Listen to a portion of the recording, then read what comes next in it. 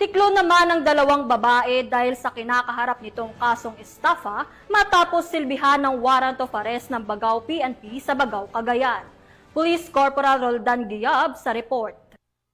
May naaresto ng tracker team ng Bagao Police Station sa pamumuno ni Police Lieutenant Colonel Noriel Yulacangan, Officer in Charge, katuwang ang 1st Cagayan Provincial Mobile Force Company at 204th Maneuver Company ng Regional Mobile Force Battalion 2, ang dalawang wanted na individual dahil sa kasong estafa sa kanilang isinagawang magkahiwalay na operasyon nito lamang ika-6 ng Hulyo ngayong taon.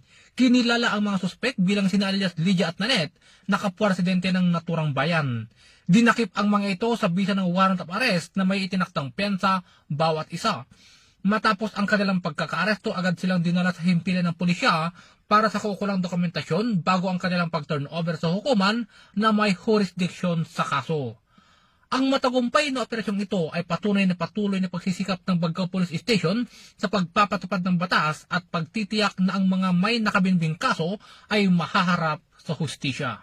Mula dito sa lalawigan ng Cagayan, ako ang inyong Police News Network Correspondent, Police Corporal Giab, alagad ng batas, tagataguyod ng balitang